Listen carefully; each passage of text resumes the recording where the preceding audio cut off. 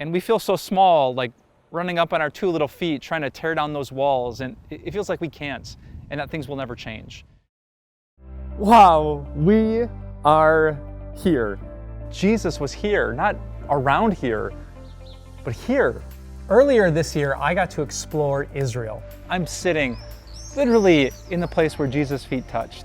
I saw some amazing places. The old city of Jerusalem, the Garden of Gethsemane, beautiful Nazareth, On the Mount of Beatitudes. Capernaum, on the shores of the Sea of Galilee. And I can't wait to share these video devotions with you. I'm standing here at the amazing ancient city of Megiddo, and I'm thinking about those thoughts that we sometimes think that don't seem to change. If you're anything like me, I bet there are things that your heart just naturally gravitates towards that aren't necessarily true or good or beautiful, but they're just there. And they seem strong and they seem stubborn, and as much as you pray, it's hard to get them to go away.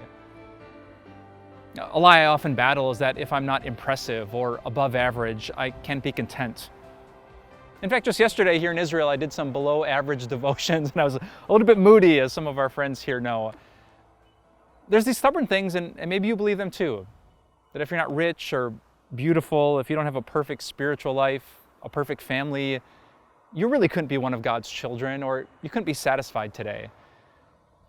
But that's why I'm glad that we're here. I'm standing in front of the ancient city gate of the city of Megiddo, and even if you've never been here, you can probably tell it's impressive.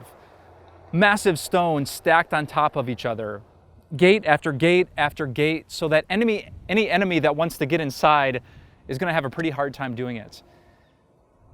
And sometimes those lies that we believe feel like the enemy that's inside the city gate.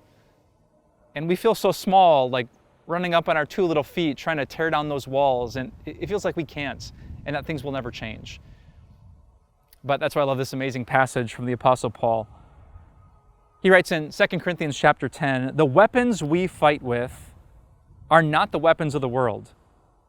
On the contrary, they have divine power to demolish strongholds. We demolish arguments and every pretension that sets itself up against the knowledge of God, and we take captive every thought to make it obedient to Christ." I love that. There's these old strongholds, these lies that we believe, but the words of God have the power to demolish strongholds. We can believe new things. We can toss out lies like old enemies, and instead we can guard our hearts with the truth of God's word. So don't believe the lie that your thoughts can't change, that what you believe about you and God and life and the world and eternity can't change. God's word has divine power.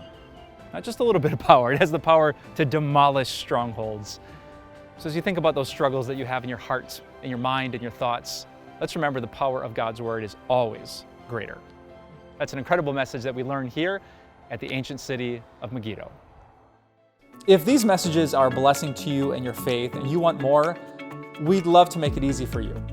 You can just click this button right here to get connection to a YouTube subscription, or if you want these devotions right into your inbox, you can click right here. YouTube here, email here. Email here, YouTube there. Click both these buttons. We'll give you as much of Jesus as we can because we know that Jesus is all that we need.